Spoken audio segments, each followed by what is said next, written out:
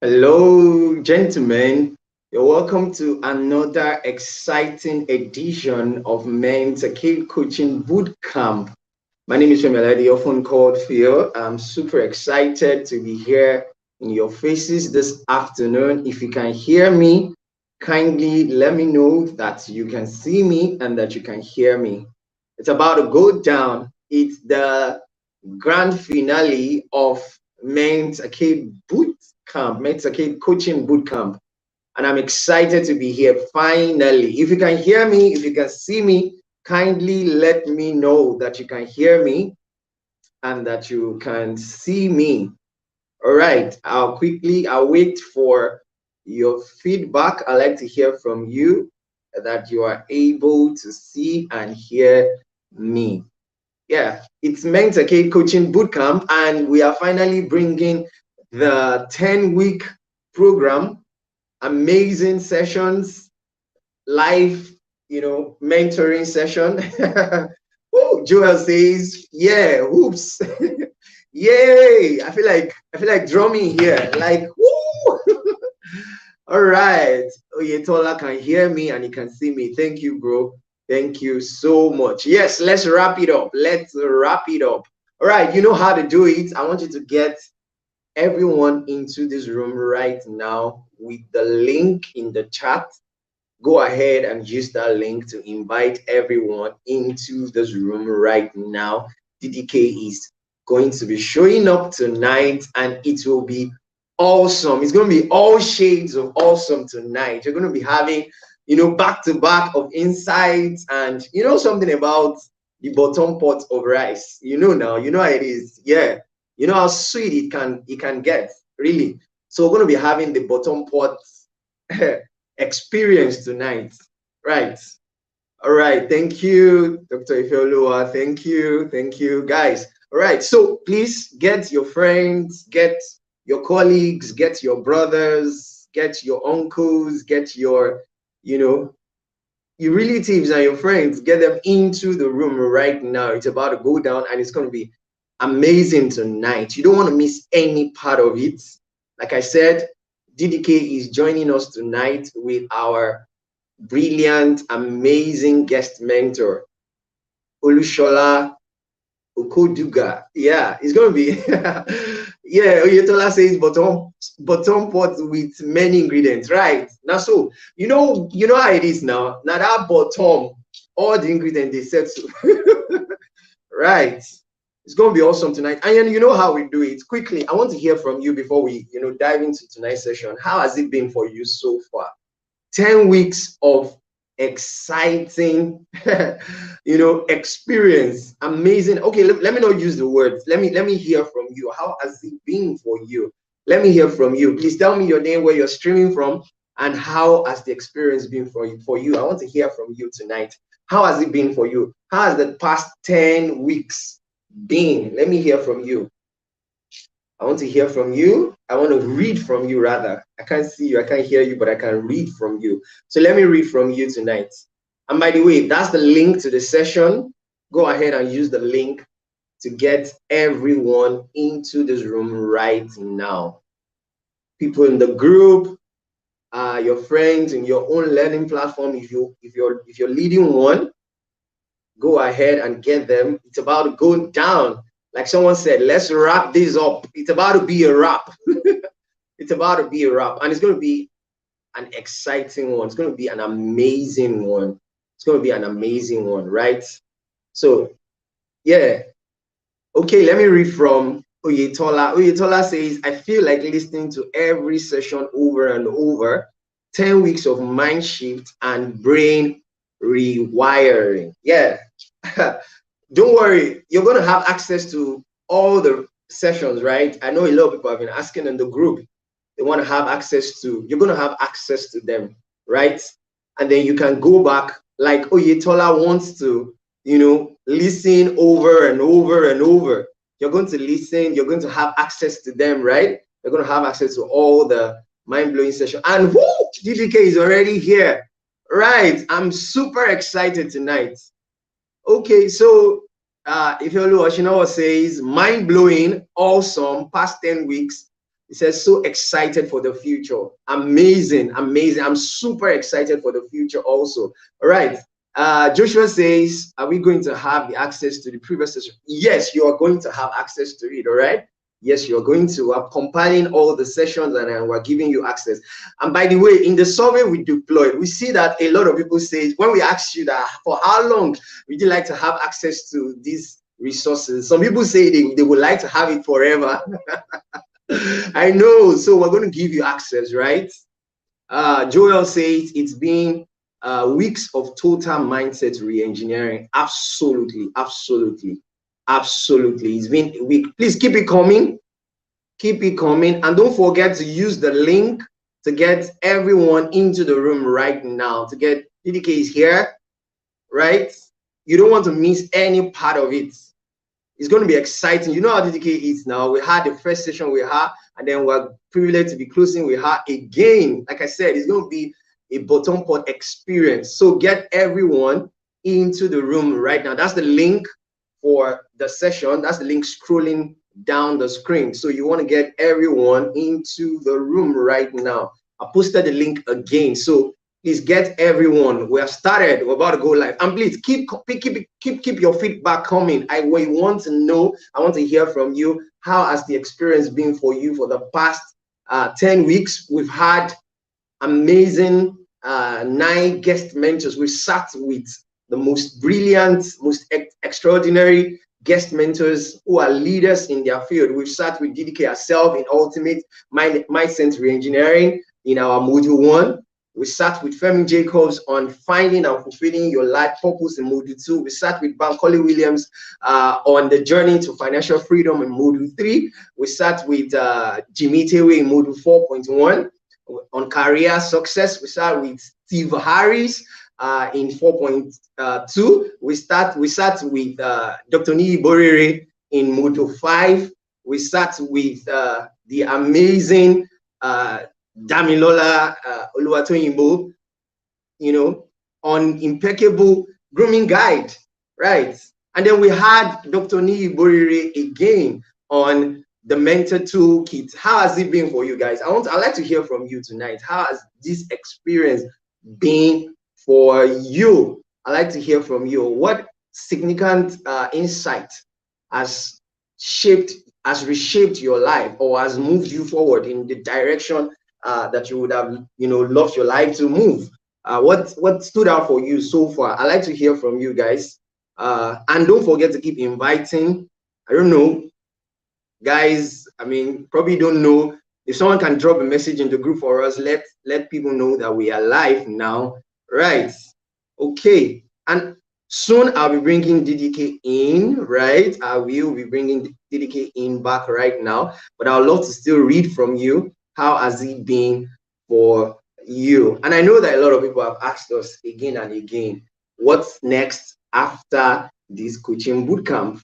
Don't worry, there's going to be an announcement tonight. DDK is going to be, breaking the ice and telling us the amazing, good news as to what is coming again, what is coming after now for Mentor Coaching Bootcamp. All right, I think I'm going to bring DDK in right now. Okay. Good evening, Ma.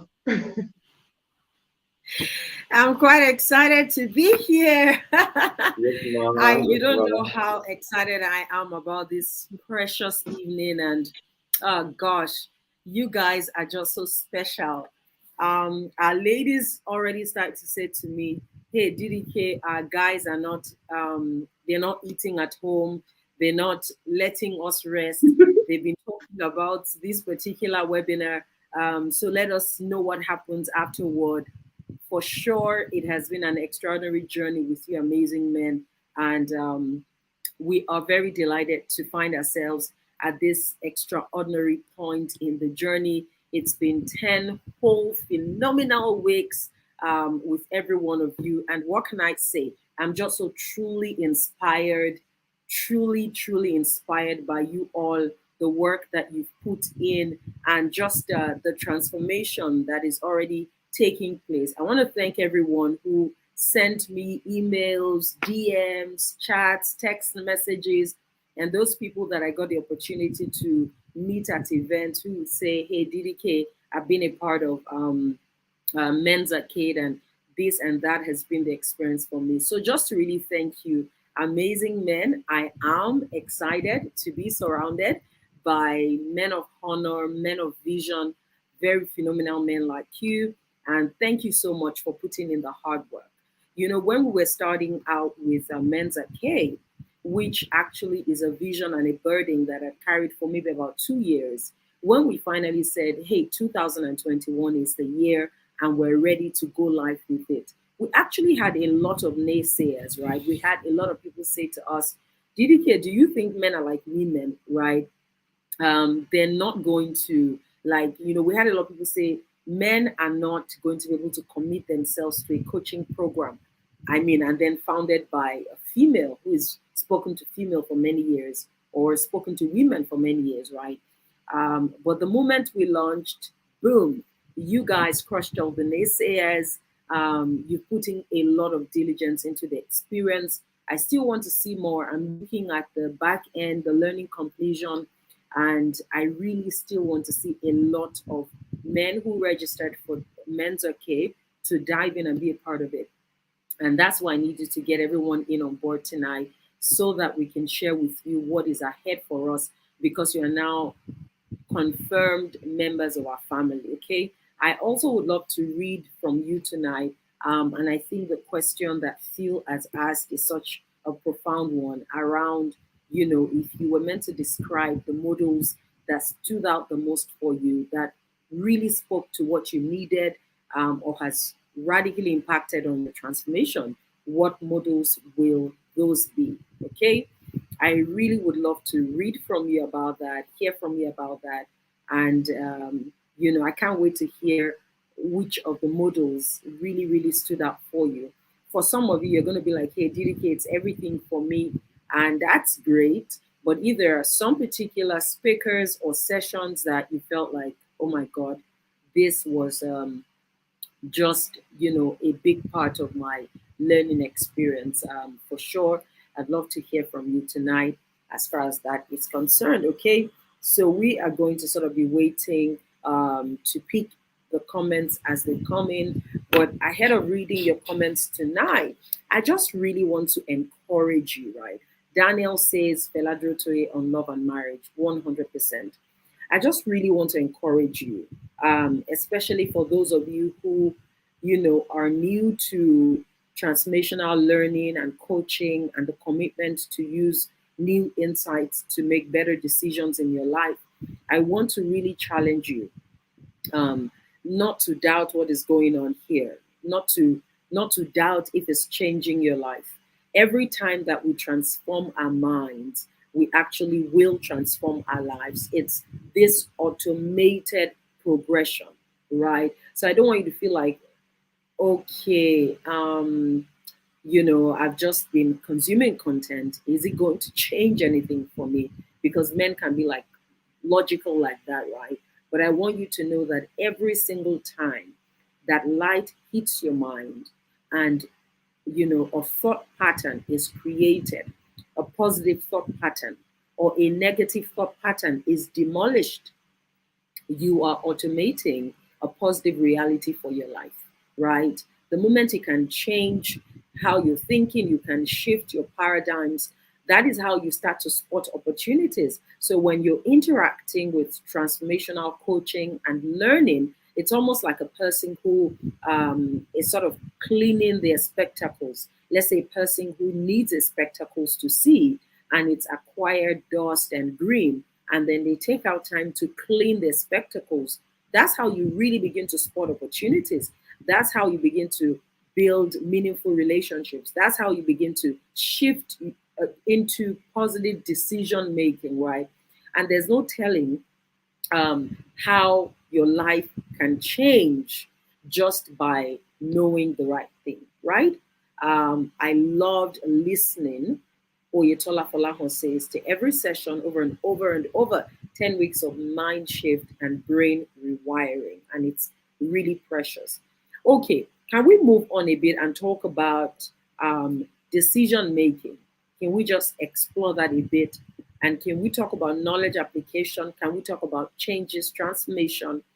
Let me know in the course of the last 10 weeks if there has been anything you stopped doing, anything you started doing, or anything you actually now made a new commitment to continue to do simply because of what you started to learn. What shifts have been happening in your decision making? What shifts have been happening in your thinking, in your actions, right? Have you become more purposeful? Have you started to intentionally improve your financial mastery? What have you changed? Are you treating your wife better just because of Toye's session? Are you now reading? Joel says, for me, it's the sessions on financial freedom and fulfilling life's purpose by Bankole Williams and Femi Jacobs. Yes, like those are my brothers. Every one of the speakers hold a very special place in my heart. And I'm definitely so excited to hear you say that, you had a very profound time listening to them over the course of the program.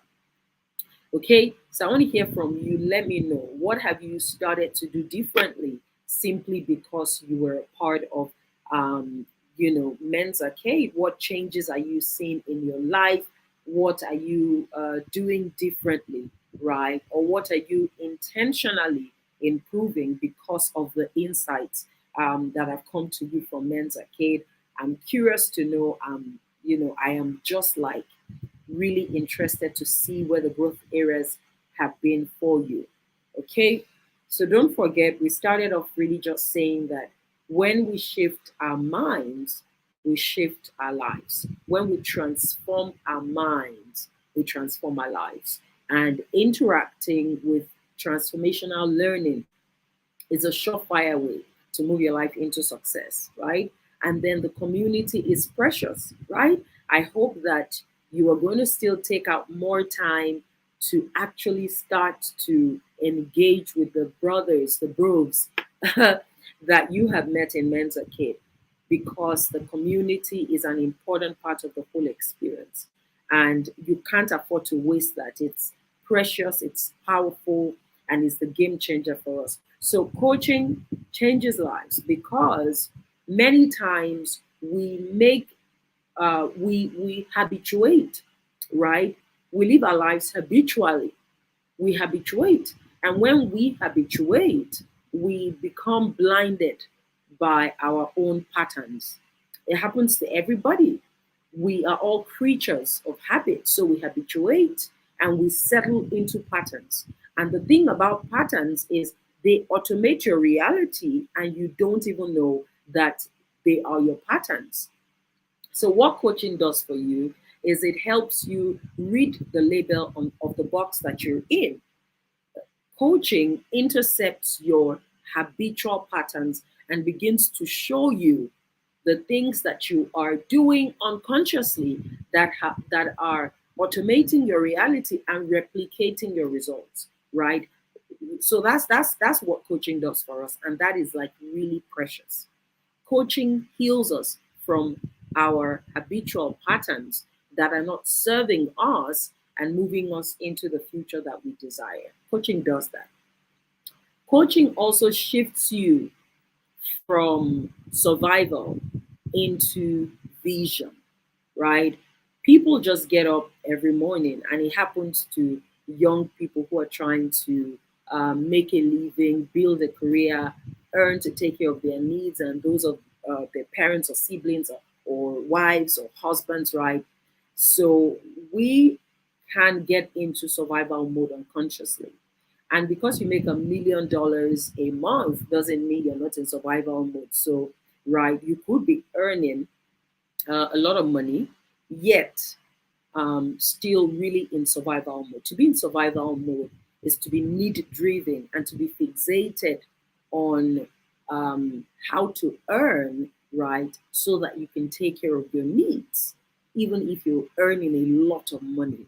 But to be in vision is what can move your life into significance, because vision helps you say, beyond myself, what do I want to create in the world? What legacy do I want to build? What burns in my heart? What am I wired for? What satisfies me, allows me make an impact as well as elevate my prosperity, right? And it's coaching has the power to move you from survival into vision, and vision moves you into significance. Okay, and that's the second big reason why coaching is powerful.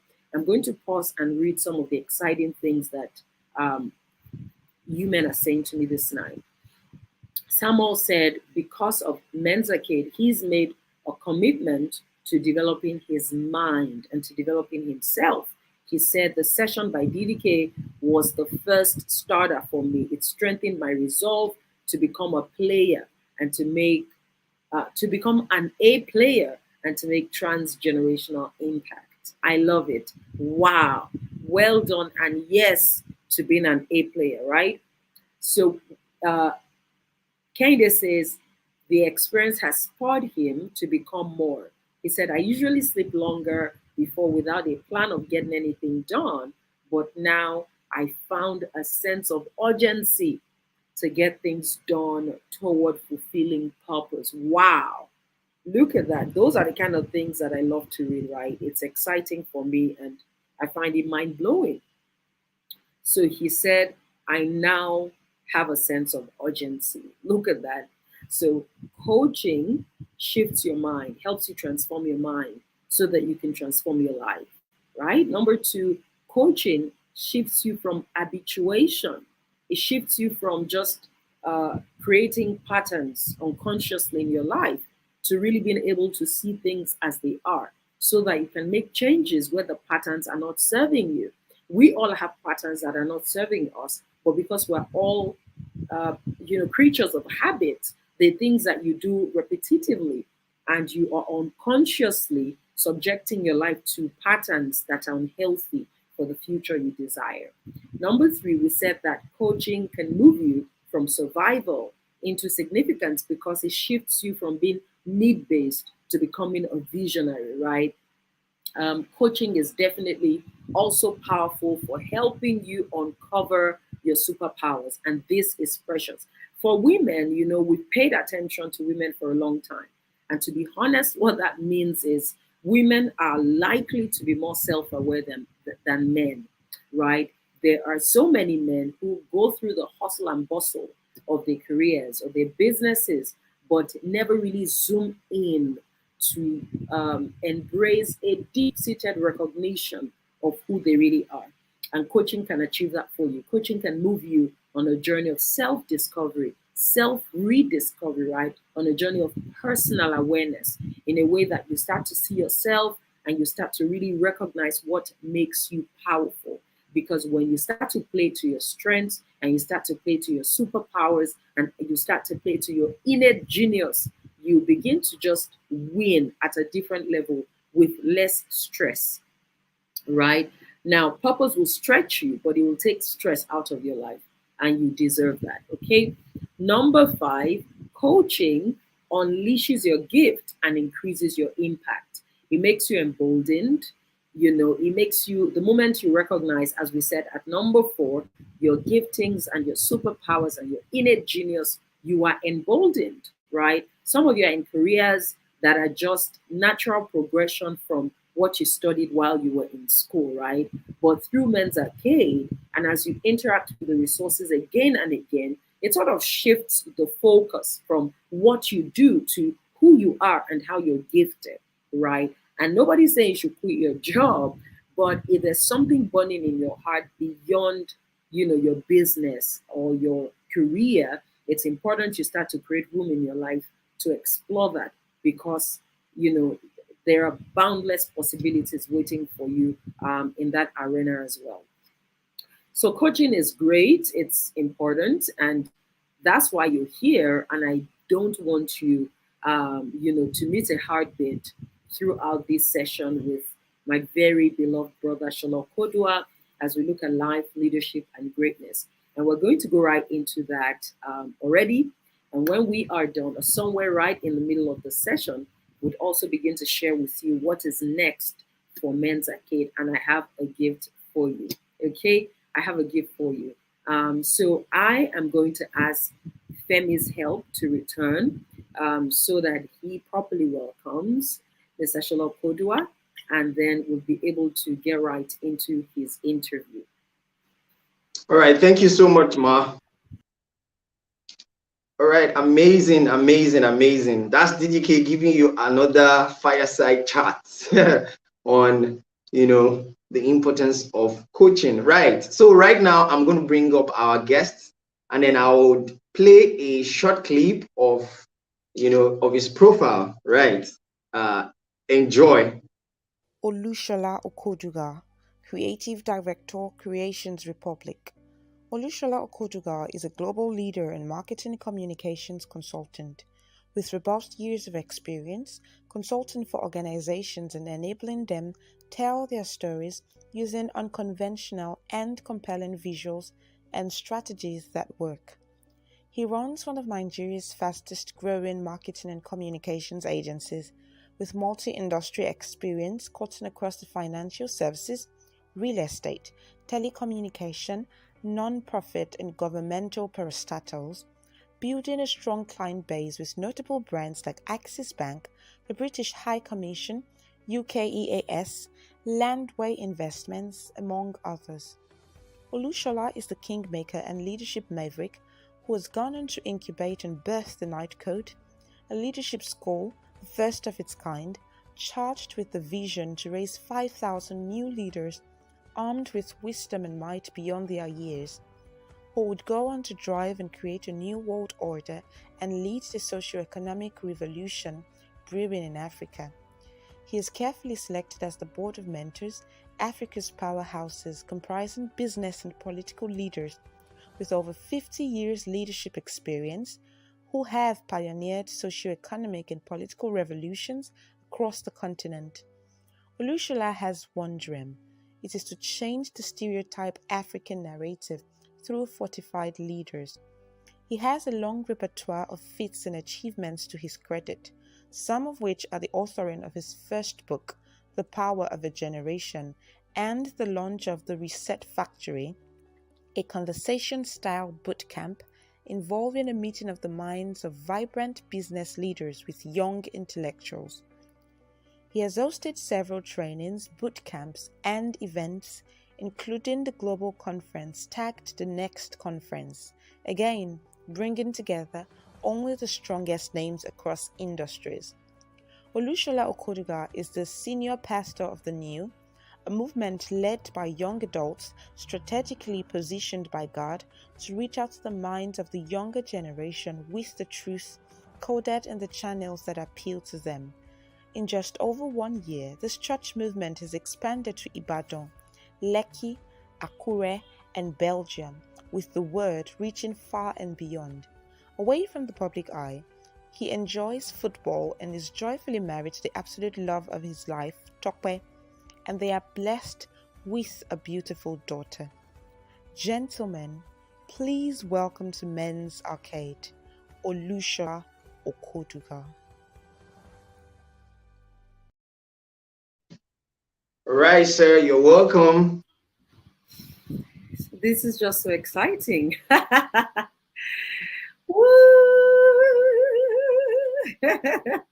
Wow.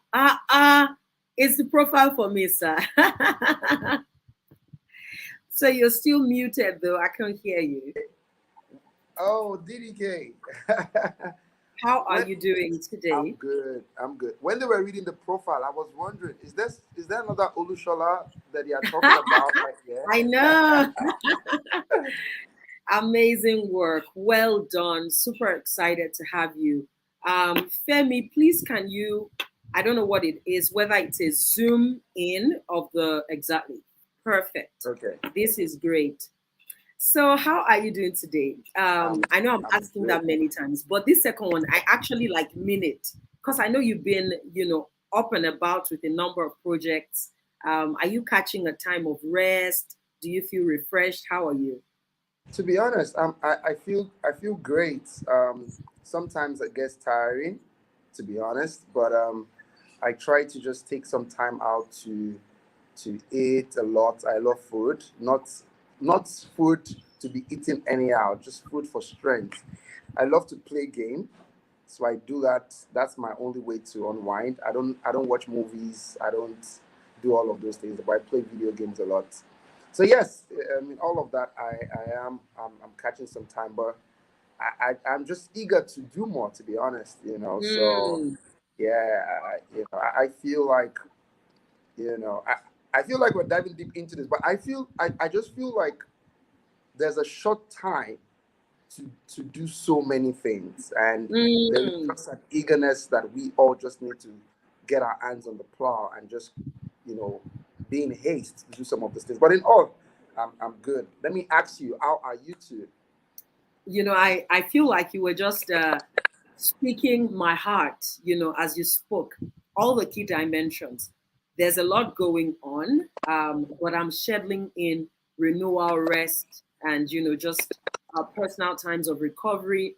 But I still have this great sense of urgency, like there's so much to do. You see, there's so much to do. And I feel like maybe that's a place to start from as we get on this conversation around life, leadership, and greatness, right? And I had a number of people ask me, like, you've kept Shola Okodugha for the end. Like, what's going on? What's on your mind? And what I said was, he represents to me like a bridge between generations. And I think that's really precious. On the one side, you are at the forefront of leading a literal movement of visionary young people, right? And just breaking the backbone of mediocrity and calling them to rise into a life of purpose and meaning. And on the other side, you're almost like this person that the older, successful patriarchs and matriarchs are like, help us tell your generation, right? And you're brokering those interactions, those engagements. And I hope we can still speak to that as we go ahead. But where I'd really like to start off is that urgency you described. Not everybody feels that urgency. Not everybody even feels, a compelling desire to make a difference. How do we acquire that? How do we become these people who stop living for ourselves and really start to see a greater burden or catch a greater burden or sense a greater calling to do something meaningful for the world beyond ourselves? Thank you, DDK, for this powerful question. But I would start from an angle. And sometimes when I speak in platforms like this, I'm always also worried, not worried in the sense of the people. I'm aware, let me use that word, that there might be people who are not particularly Christians in some of this, but where I want to start from this evening is I realize that many times, many Christians, let me start with Christians, please, if you will pardon me, are more, because of how we started. We started out with materials and things that we have absolutely no idea about. And we took those things as the foundation of where we are going to. Let me give an example of what I'm saying. An average imam or an average Muslim is growing up, embedded in it is the process of what they call kale. It must go through that rhythm and that rigor of learning is religion. It must pray 5 times in a day. It must learn how to use the test bill.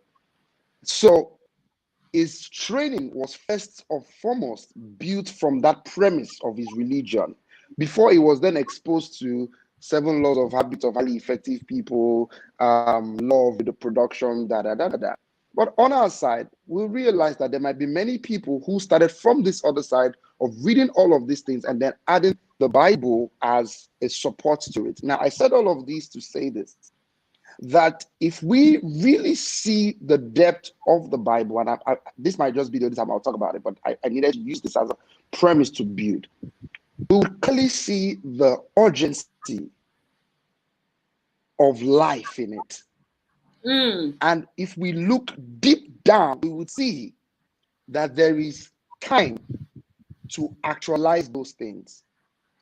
That life is time and time is life. They are one and the same. Life is time and time is life. And in the beauty of life, there is what I believe God has allocated for every one of us in order to fulfill the things he has asked us to do in the urgency that he has asked us to do. And let me say this right here. You cannot impact urgency to people. You must be aware of it by yourself. Wow. You cannot pray for urgency. You must be aware that I must walk the work while it is day, because the night cometh. I must get my hands dirty. I must get to work, because there's so much to do. There's so much to do. And I find this, man, that there are three reasons why people are laid back with this concept of timing and the urgency. Number one, wrong association. Wrong association.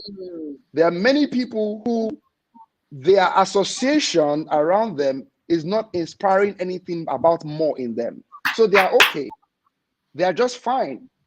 And number two is their vision is so blurry that all that they see is my family and I. Wow. And as a man, if your contribution to society is solely your family and yourself, you have started to build a foundation of another generation that is destined to fail. Because we were never created to build only around our family. Wow. The reason why we are men is we are givers. We ought to give. That's why we're men. You see, let me put the statistics right here. The Times magazine says that in the year 2050, there would be 60%, and this is very powerful, statistics right here. 60% of the black homes in America would be without male figures, because many of them would be in jail. Many of them would probably even be, but they would have left their wives and their families and just go and do their thing. You see, the reason is because they don't see anything. They don't see anything. I see, what you can see, you can do nothing about. What you can see, you can do nothing about. Exactly. Exactly. So that's another reason. Vision. So number one, wrong association wouldn't birth the urgency in you. Number two, vision. What you can see, you can do nothing about. Number three, the settlement mentality. Settlement, that I am okay, at least Ashan Jeon, at least we are not doing bad. At least we have to give. At least wow. that at least mentality, which is pretty much stemmed out of a blurry image, which means you are not seeing anything. Yes. You don't have the right images. Because if you have the right images, when you conquer a mountain, when you conquer something new, you want to conquer more. You want to do more. You want to be more. You want to have more. You want to do more, right? So many times it's based on those three premises. And I dare to say this. DK, please permit me to say this. And I'm so happy. And I want to first and foremost, pardon my bad manners, I want to thank you for this. And if you can open my heart, you would really see my thanksgiving to the God that has called you. Because I find, DK, and I dare say this, I find that the problem of the world is not women. Honestly, it is men. I've spoken to lots and thousands of people, male and female. I've seen the mindset of a man. I've seen that of a woman. A woman is more inclined to be teachable than a man. And even if we look at the Bible also, you will see that when Eve ate the apple, nothing happened. But the moment Adam ate it, judgment came. So it tells us the role of the man. And I want to really thank you for interpreting what is in the heart of God. Thank you for interpreting it, because we need more of this. We need more of this. And if men can get this, DK, I get to speak with many married women, and 80% of the complaints I get is that my husband has settled. Yes. Is okay. Is complacent. Is doing okay. So there is no urgency to push boundaries, to do more, to be more. It's just, we're just fine. And once we have those three things sorted, it's easy to go more and to do more. Okay, now, you see, when you started talking about vision, I was just like, what's going on? Because these were my meditations this evening as I was coming on this call. And then when you talked about the complaints of women, I was like, okay, is it in my notes? Because as I thought about really speaking to the matter of vision as that compelling image within your heart that can move you from survival to significance, right? Move you from just thinking about your needs and about yourself and just hustling to meet those needs to really begin to say, there's definitely got to be more. I was born to create change. And what portion of the earth space is mine to dominate? The next question and then I wanted to buttress it with years of leading thousands of women, right? We have a almost 60,000 plus global coaching community for women, right? And one of the biggest complaints you hear is women talking about their husbands or the men in their lives, even their fathers, not having vision, haven't settled, not providing leadership. And I said I was going to give it as an example, So to hear you say that, I'm like, okay, what's going on? But here is what I want you to speak to, Shola. If a person is going to move from survival into significance, can we address the pressure that comes from not having enough? Right? So if a young man grew up in a genuinely need-driven environment because he saw poverty firsthand, and he's now seeking to move his life by any chance up the financial cadre, he doesn't want poverty to catch up with him. So he's happy to trade his vision for a good paying job. He's happy to move to Canada. And that's not a diss for people in other parts of the world. We're even going to still witness that exodus from more. Right? But he's just happy to do anything to ensure that, he's got money in his pocket. And sometimes he's able to then prove to his family that he's arrived, he's made something meaningful out of his life. Right? How does a young man, really navigate that tricky, delicate balance between wanting to be more, finding and fueling their purpose, but also having their needs met? Right? And when those delays happen, if you chose the path of purpose, prosperity isn't going to be knocking the door immediately. How do they stay steadfast with the vision till it begins to really reward? What's that balance? Thank you very much for this powerful questions. One of the things I love about you is your mind, the way you coin your questions and the way you ask like 30 questions in one question. And, and sometimes be like, where did we start from? but here's the thing. The first thing I want to say, and this was my own testimony that really helped me in my own journey, particularly where finances is concerned. You would never produce yet again what you have never seen. And don't be deceived that because you dress well or because you speak well, it means you have the right image. You might be in the greatest deception of your life. Because you dress well might actually be you are adapting to the social culture of your time. That might be the reason why you are dressing well. It doesn't change what is going on internally within you. Your outward appearances is not totally a direct proportional indication that the inside has been changed. So the first thing first is, I would say this to every male man right here. Image. You must go after the right image with all of your heart. And I dare say it, that the right image sometimes might not necessarily be a man like you. It might actually be a woman. And you must be comfortable enough to condescend and be humble enough to know that this image is what I need to change internally. Because I told a few people, see, do not dare joke with the 28 years of poverty you saw in your father's house, and thinking by just confessing 2 lines every single morning, you think it disappears.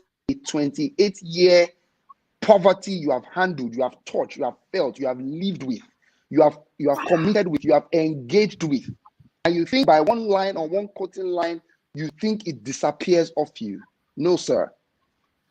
Your life moves in the direction of your most predominant thoughts. Yes, sir. Your life moves in the direction of your most predominant. So what you see the most, you most likely will reproduce it. So when we talk about the financial, prosperity in the first place, how do a man come out of this place where, I have a vision, but I need to make money so that I can take care of my family, The first thing first I would say to every man is get the right image. And I had to do that. I got the right image of someone who I saw. And listen, I believe very strongly that right image is sometimes always around you. You just need to open your eyes or be humble enough to go after it. So the first thing is, there are images around you who has been able to marry it together, whereby they are pursuing the visions of God for their life. And at the same time, they are able to, go for finances and get finances right. The second thing I want to say is this. When it comes to that area, particularly if you are married, it is not enough as a man to have great vision. You must be able to cast vision to your wife. It is very important. As a man, your role in that house is the chief vision caster. You are the chief vision caster. You must never live in the assumption that she knows where you are going, because she might never know. Just because you are sleeping in the same bed, having sex, eating the same food, praying together, does not mean she's seeing what you are saying. You must be able to communicate it with her or to her. That way, I realize this, that women are moved by vision. That's why a bad girl will marry a bad boy, because he has told her something she needs to hear. Even Eve had to hear something to follow. So you must tell her. You cannot assume that she knows. You must carry her in the journey. That's why I've seen people who, when I married my wife in Mushin. I mean, some of my members come to our house today and be like, wow, please look at your house. I said, you don't know where we started from. We started in a two-bedroom.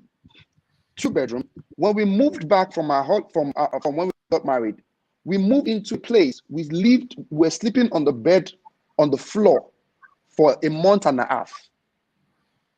We're drinking Gary, but she was so excited. You know why? Because I was communicating vision of the future to her. That way, I was able to still pursue my passion, because it's easy to pursue passion when you are alone. But once you carry somebody else on the journey, sometimes people just throw the passion and the vision somewhere and say, well, now I need to pay attention to my family. But the problem sometimes is you are not communicating the vision. Or it could be you are communicating the vision, but your action is not passing on what you are communicating.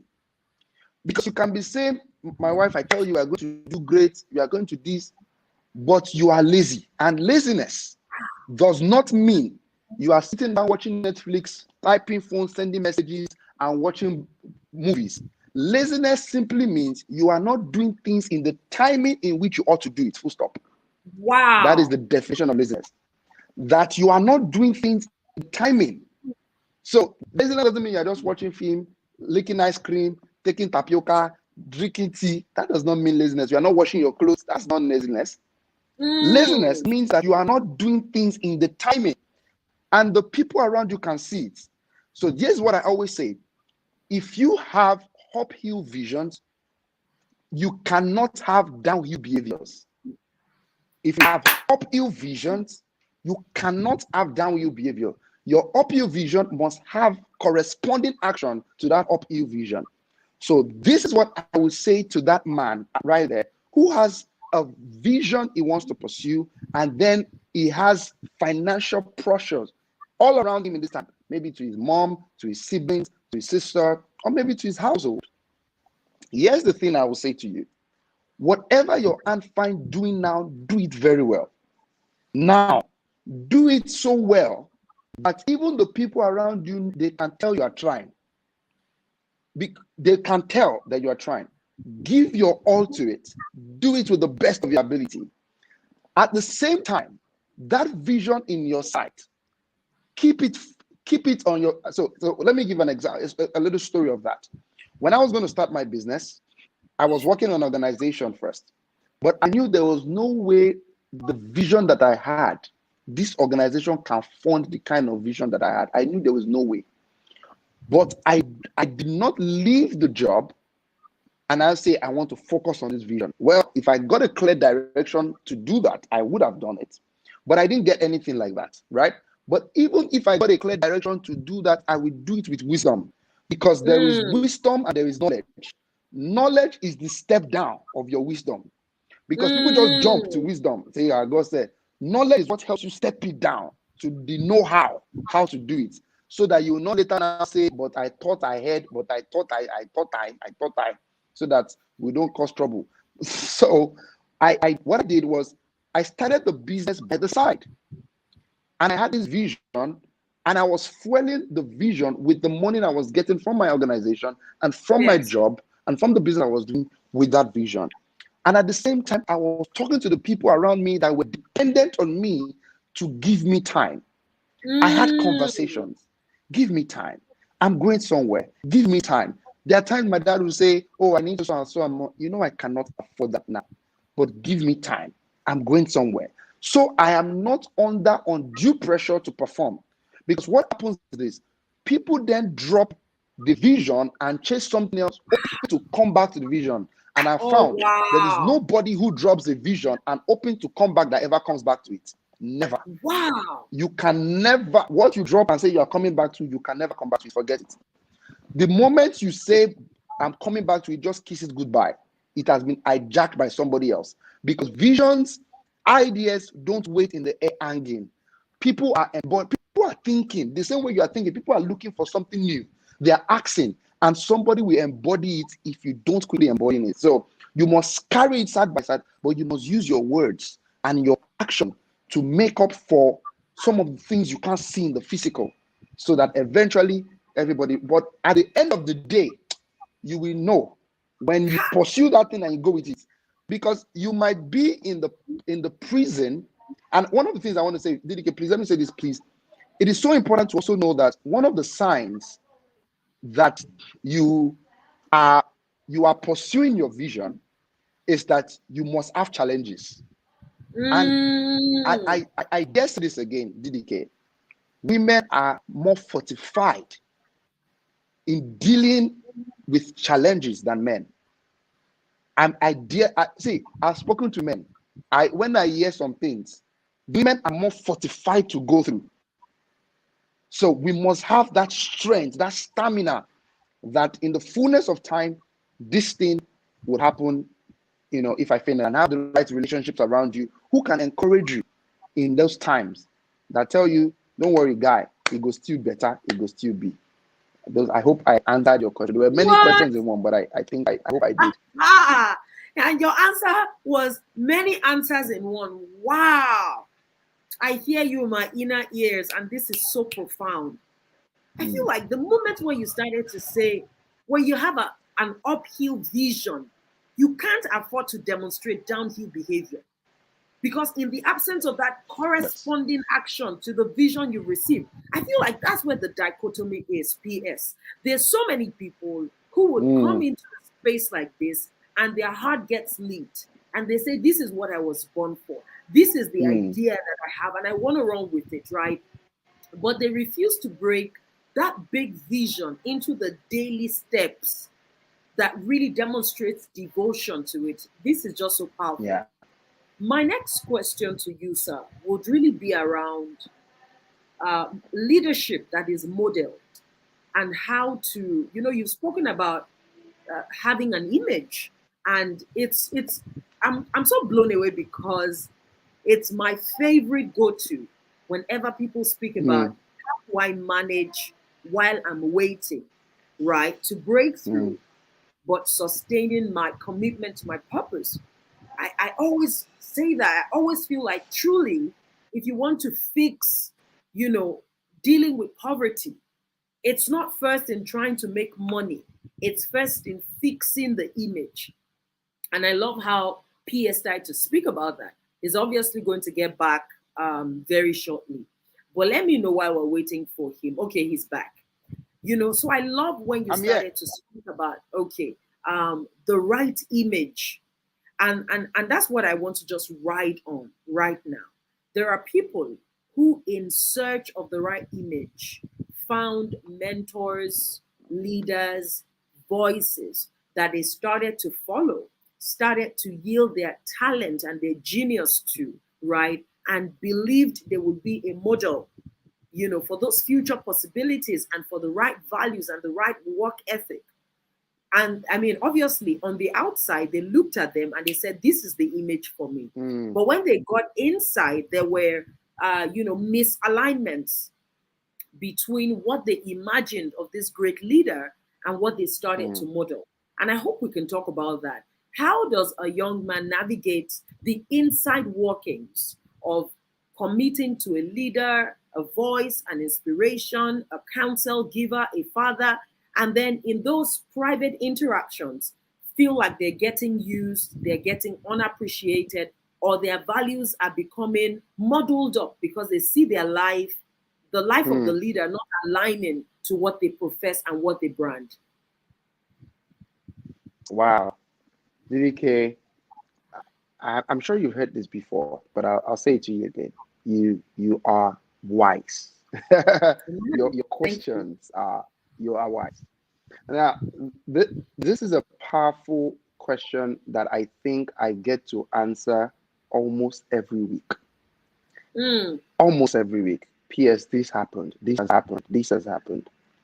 And here is what I would always say to everyone. And here's what I'm going to start with. Number one, don't be in a hurry to give titles too quickly. People are always in a hurry to give titles too quickly. And many times, it is based on social affiliations. So you meet somebody online, and all of a sudden, is my great mentor. You meet somebody on social media, all of a sudden, is my father in the faith. You meet somebody that you're just having simple conversations with, all of a sudden, is the best thing that has happened to me this past 1 year. Without knowing the genuinity. See, I will say this here. When you meet people, the first thing first, and I always do this, is I discern them. And discerning is not even necessarily a spiritual thing, is to check the character. And that's why, as a man, you must have values that you stand by. Because if you don't stand for anything, you would fall for everything. You must have values you stand by. When you meet a man, character is like smoke. How much they try to hide it, it must show up, no matter. When your values meet somebody else's value, who is wrong, the smoke in them will show up. But what you must always do is when you come around them, you must bring your subtlety, which is your character. You must bring it to the table. They must sit from afar.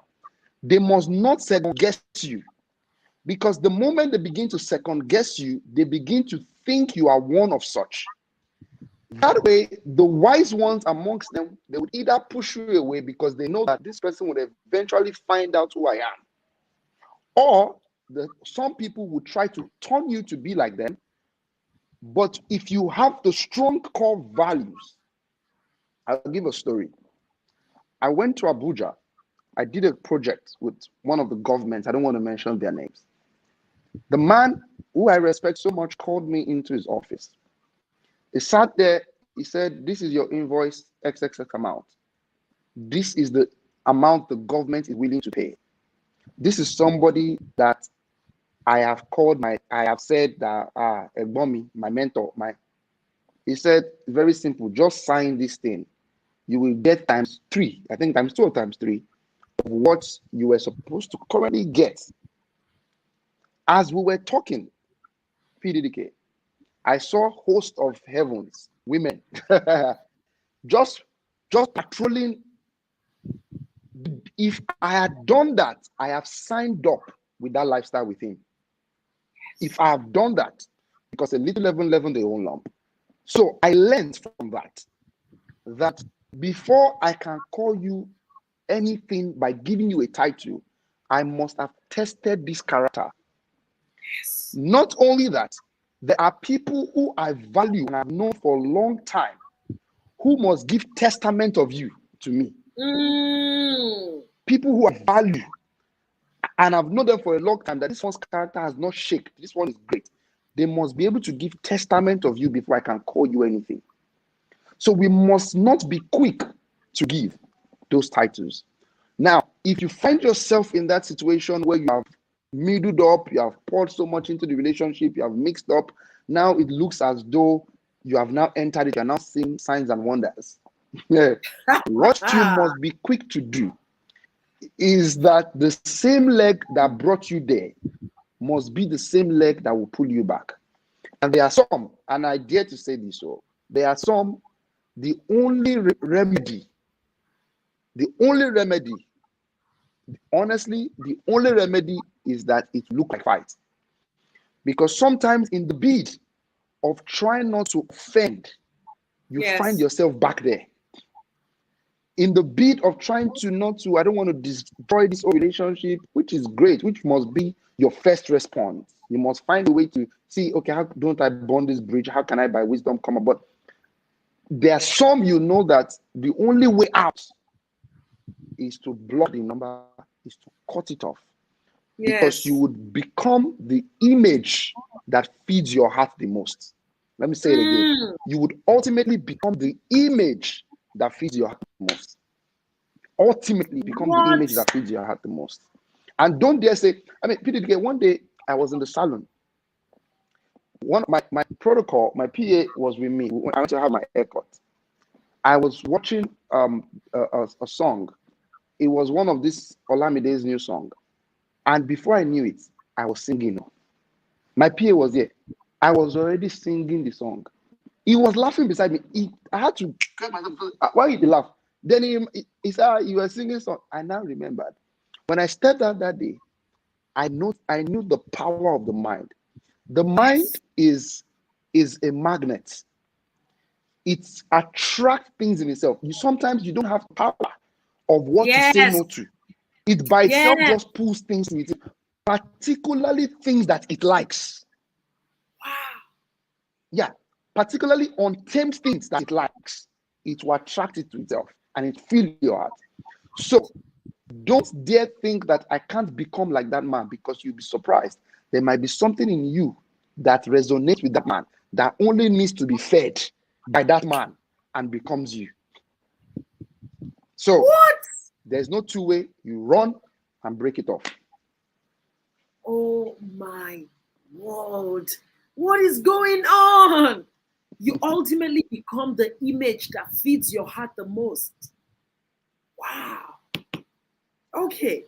And you know, this particular statement is just like the door opener to the question I already had in my heart that I wanted to ask you. I wanted to basically say, honestly, P.S., what has made you into this person? It's one of my favorite questions for people that I admire, you know, and I see their behind the scenes life in a sense, right? What's made you into this person?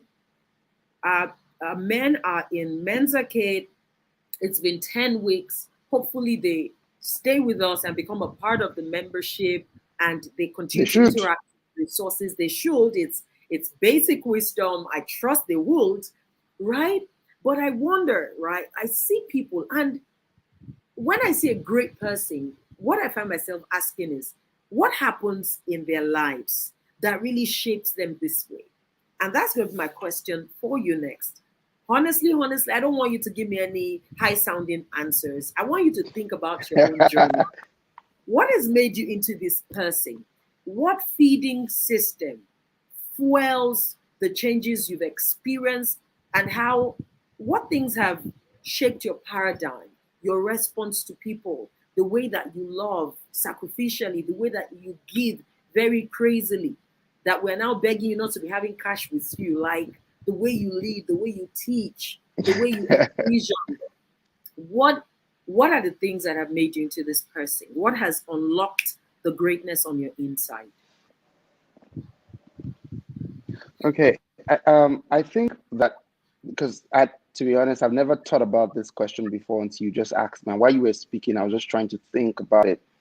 I think that it is my ability to intentionally select by choice the people I want in my life.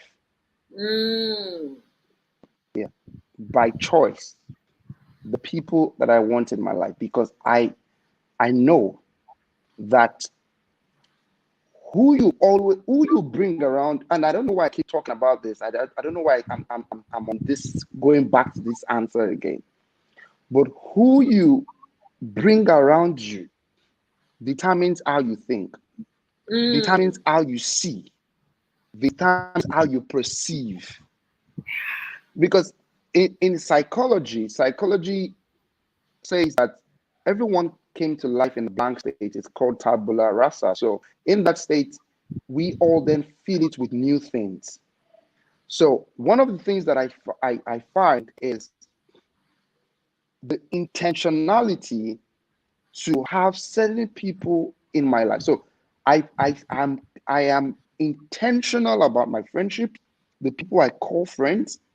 I'm intentional about the people I call mentors or fathers or things like that. I'm intentional. I am not loose guard to just say anybody, nobody can just speak into my life. Like nobody can just talk to me and just say nobody. I guard it, because if you have nothing to deliver in the future, you have nothing to guard. So when people are not guarded, it tells me they have nothing to deliver. Because if you are keeping something, you must guard it. Yeah, if you are building something, you must guard it. You can't build a mansion and not fence it. You can't plant a seed and not water it.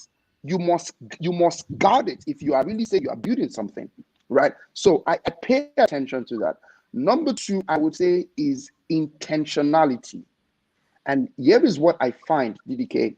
There are many people with ideas, dreams, vision, goals, how they think their family will be, particularly men, what they want to become in the future, how they want to live their lives. But there is no intentionality to be all of that. So I think that God has granted me the grace to be very focused and intentional in my dealings. I think I am very, very, very, very intentional with that. The third thing I would say is I feel like life is very difficult already. So I try as much as possible not to make it more difficult for people in that sense. So I spread love intentionally. I try as much as possible. Yes, I've been hurt by that several times when I'll just be like, you know what, everybody just do your day. I know they love anybody again. But I find that that's the beauty of life. So honestly, I would say the guardian of my space to the people that speaks into my life in terms of friendship, mentors, association, relationships, which also influences my image, what I see, what I believe for, what I think, right? The second thing, like I said, is the intentionality to my vision. I wouldn't say that I want to build something now and just keep imagining that I'm going to build it. I get to work to do it. I get to work. I realized that the earth, the cosmos, the universe, God never uses a lazy person. Never. Never. Just hoping that one day it would be. There's nothing called we sera sera. There's nothing called it's eventually going to happen somehow. There's nothing called that. You must be intentional about what it is you ought to do. And you must not feel bad that people think you are intentional. You must not feel bad that people think you are intense. You must not feel bad that people think you are a workaholic. You like to work hard. In fact, it's an indication of their laziness they're trying to pour into your life. And if you give them that space, you would eventually become like that. So you must sit up, you must work, you must get busy, of course, rest, relax, enjoy yourself, have fun doing it, but you must be intentional. And I don't find that with men. And I apologize that I'm saying this over and over again. PDK, let me say this to you. In a week, I would usually get a call from women, at least 3, who would say, PS, I'm trying to start something like this. I'm trying to start this. But maybe once in 2 weeks, a man who would say, I'm trying to start. And when they start, you can follow up on the starting. They can be on the starting for 8 years. I'm planning to start. I'm still planning to try to start. No intentionality. And this is where there is challenge in families, because a woman is driven by what she hears, vision. You must give her something to run with, you know. So I think that would be it for me. Oh gosh. Do you know what you're saying? Like, how can you just be dropping gems anyhow like this? And you know what hit me the most as you were speaking? Don't feel bad about being intense and intentional about your life. Don't feel bad if you get named, you know, for that person who isn't joking around. And it's okay. Mm-hmm. I love that very much, right? And I also love it because immediately you started talking about, look, life is already tough for people. And I love to spread love. I said, I've got a question for you. And I'm going to try to make it this twin question so that I cover ground, drawing wisdom from you. Right. When people finally say, I've caught my vision, I'm aligned to the image, I'm serving, right? And I'm now moving in the direction of the future I prefer. I want to put my hands on something and really begin to do. They then need volunteers, interns, team members, staff. They need support, especially when they're at the forefront of something. You have been enormously blessed. You know, you've got a literal army behind the work the different things that God has put in your hands to do. How do you deal with mediocrity? What's your verdict on mediocrity? Because P.S., I know you are an angel, but that has got to be my biggest challenge. I can't stand mediocrity. I can't, right? It's so conflicting because I'll bring people in. I'm so vested in them. When I see persisting patterns of averageness, it breaks my heart. And let me tell you a fresh discovery, right? I kept saying to myself, mediocrity is not even averageness, but I couldn't put a finger on what I meant. But I just kept saying, look, if a person is average, we can systematically move them toward excellence. Average is a scoring on the scale, so we can systematically elevate them onto the next level on the scale. And then I got on to reading this amazing article. I was screaming start to finish because someone was putting in words the exact convictions and meditation of my heart. And the article was basically saying that, look, mediocrity is actually worse than averageness because mediocrity is the lack of consistency on the scale of quality of performance. You can't trust. You don't know where to place the person. You can't trust, even if they have a few highs, surprising days of doing well, there are still just many times when you can't vouch for them. You can't count on them. You can't trust that they will produce at a certain level. So your heart is in your mouth. If you were told to recommend them or give a perception of their work, you're just like, yeah, I don't know, really, because Some days they have this high and they passionately turn up and show up. Those are the days, PS, that they make all these big promises. I'm here to submit. You know, they are passionate. You read their email, and it took me a long time to actually learn how not to be cynical anymore, because I've read too many emails. I've read too many DMs. I've sat with too many people who will be burning, fire will be coming out of their ears, telling you, God has shown me the vision. You are the image. I want to submit. I'm here to serve. You know, these are the things I can do. You're like, come on board. Let's go the journey together.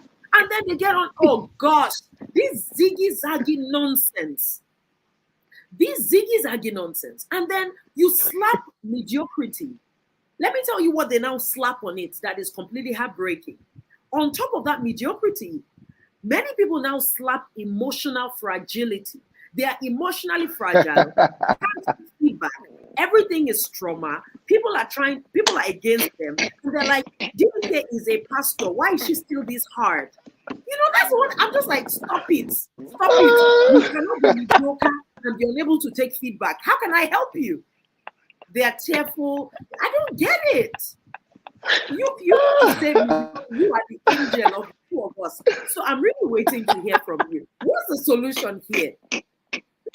Because I can't do it. PDK, I'm literally having water in my eyes right now. Hey. You know, I think that this would always be the frustration of every visionary.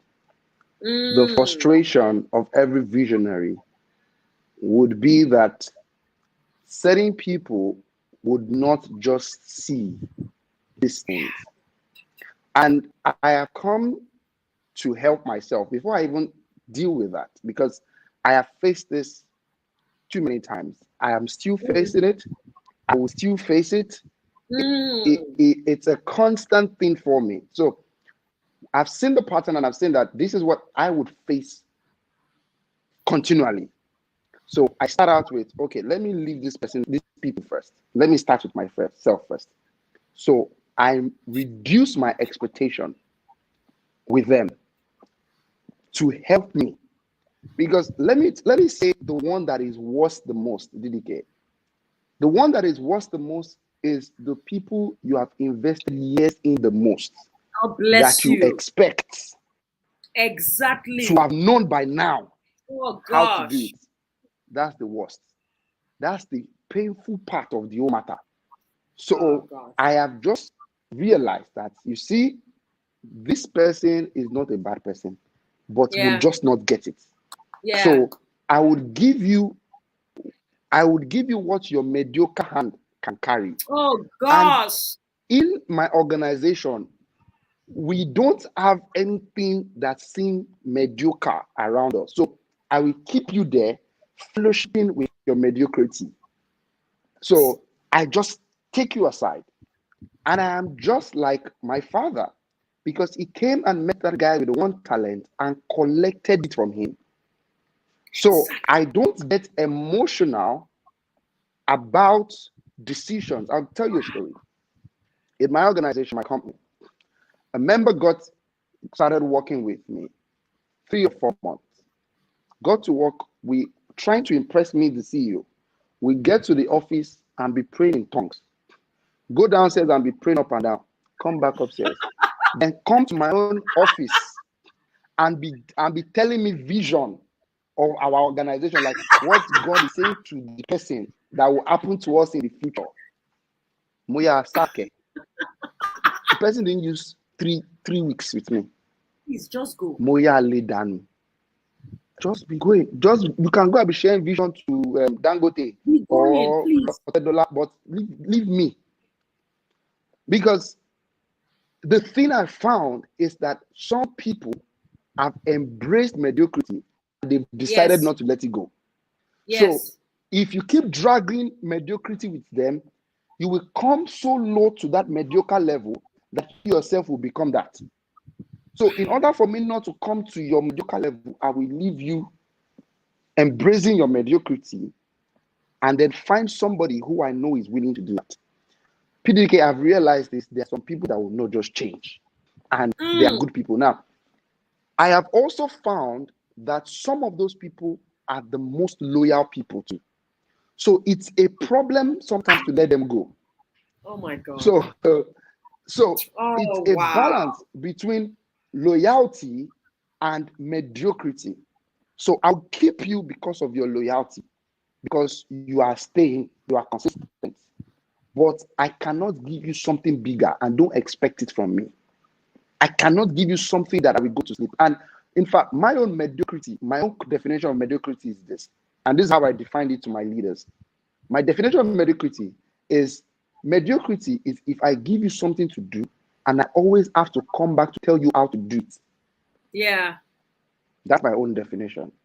If So I give you good. something to do and I always have to come back and say, don't do this, that's not how now, that's not how now. Every time I'm always saying that's not, I just know that you are just so I just but if you're loyal, I keep you to be gathering sport, I keep you to say you are part of us, following us, but I just cut that off you. Now, to speak of the emotional fragile generation, the first time I saw that phrase was from you, and I just started laughing. Like I was rolling on the floor. I felt like just carrying you that day. Like, please, did somebody just coin my frustration for me? Did somebody just coin this out for me?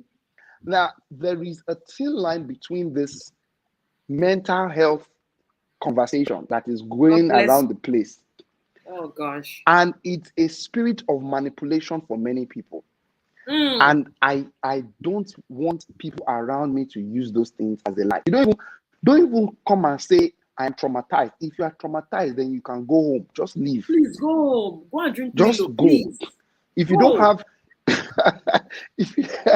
if you don't have mental strength, mental capacity, mental stability to stand on, to do what? Because you ultimately, or unfortunately for every one of us, you become mentally incapacitated the moment correction is said to you. But the moment we say, let us give you food to eat, or let us go and do party, your mental strength is back to life. So, so you are manipulating me, and if you are manipulating me, it means I cannot trust you for greatness. It means I cannot have you around me. So there's a policy. For example, for me, there's a policy in my organization. When I give you constructive feedback, you can't change your face.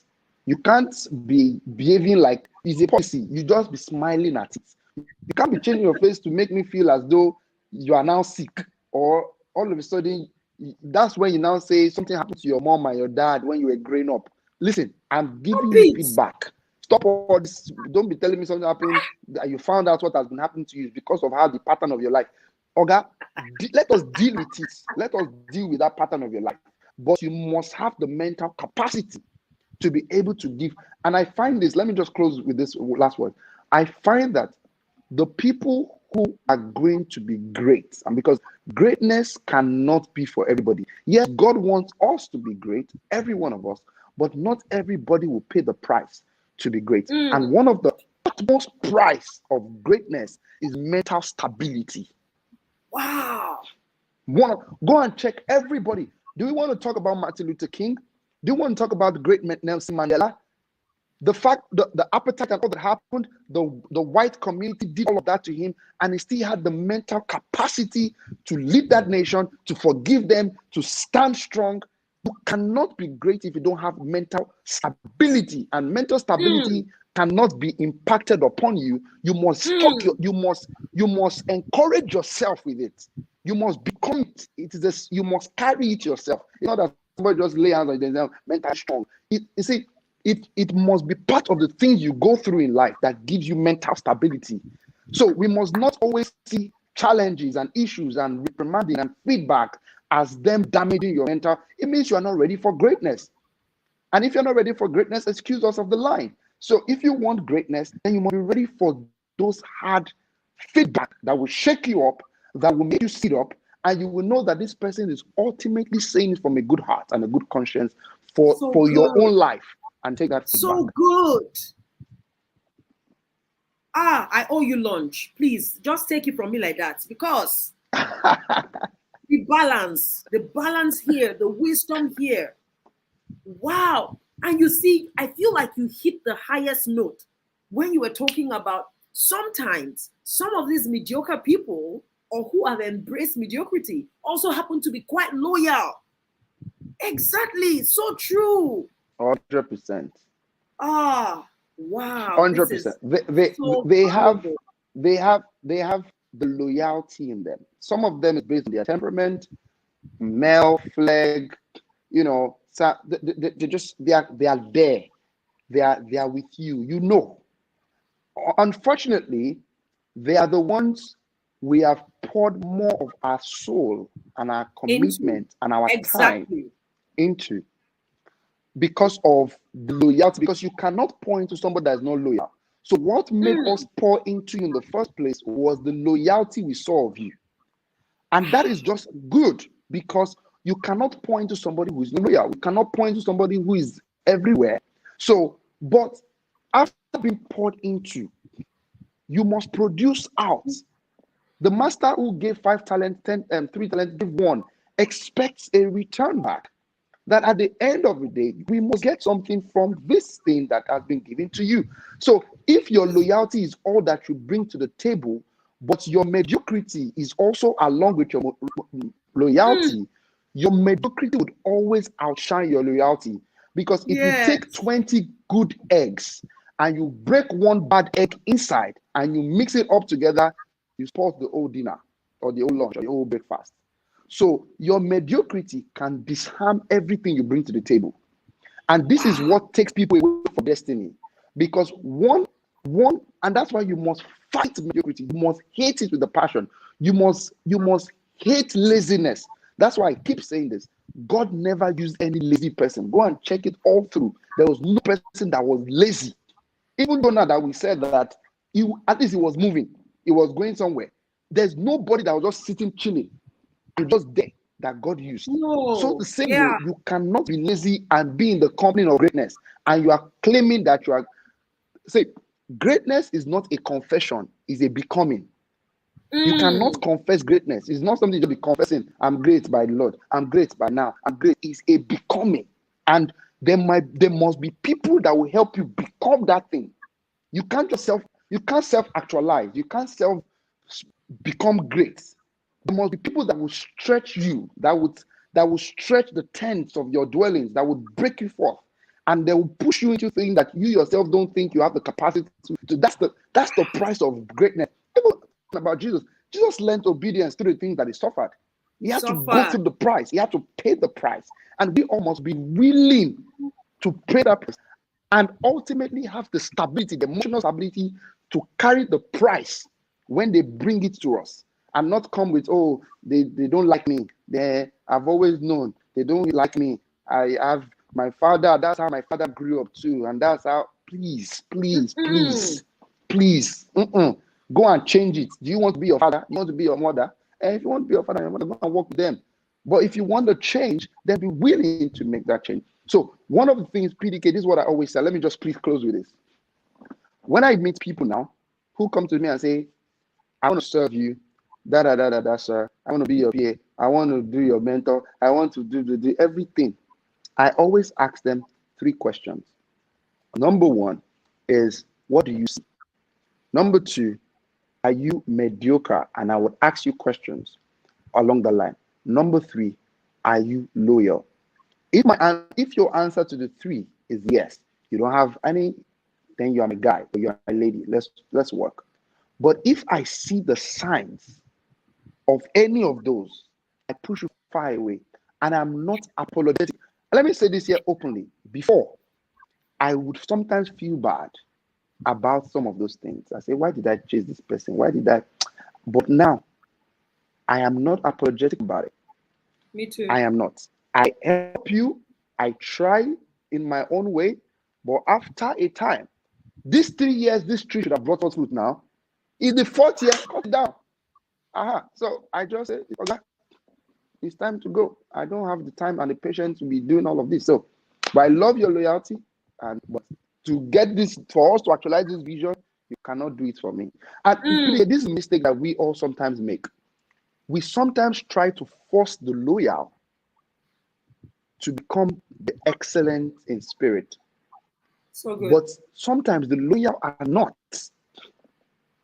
And we must recognize that. So that's that. Those are my thoughts. Oh gosh. This is precious. Like words on marble, back to back to back to back. We are going to obviously let PS go very soon. But I'm happy to take a few questions, right, from us, or you want to just highlight something that really stood out for you. This has been so enriching for me that I've been making a mental note. I have to listen to this again because he's answering questions for me. Wisdom just on fleek, and it's really precious. So let's take a break and let me make an announcement to you. We will be opening up on the Men's Arcade membership sometime in the month of August, and you've got to look forward to that. By the middle of August, we'll be happy to go live with our Men's Arcade membership. And what that means is you are not just going to be a part of a 10-week fleeting coaching experience, but you become a part of a recurring membership where you can be with us for the next quarter, you can be with us for the next 6 months, you can be with us for the next 1 year, and then you can continue to renew that membership and really build a family here. I'm going to be in the Telegram channel. I'm also going to be in your inbox. I will be speaking to you more about what we've got planned for you in the days ahead, but it's super exciting. I have been having interesting conversations with many more mentors locally and internationally who are going to be on our hot seat every month. We're going to be having exciting experiences. Some of the most fascinating parts of the Men's Arcade membership is not just that you have continual access to the content that we have been able to create for you all through these 10 weeks, as well as more contents from Immerse Coaching Company herself. We also have content that will go live every new month that speak to the specific needs that you have based on what you tell us you want to learn. Okay, so there is great learning content, transformational learning content. There are ebooks that you can feast on and use and create those changes in your life, right? What is also exciting is we've got the pitch deck competitions that will continue to go live every month. And you get an opportunity to show up, make a presentation about an idea that you're working on, and then have your members in the coaching membership give you feedback. It's priceless. Give you feedback on the brilliant ideas you want to work on. And then moving from there, because of the powerful people in the community, you're going to be establishing brilliant collaborations. Maybe some of you may even be co-founding your startups with people you will meet in Men's Arcade. So there's excellent content.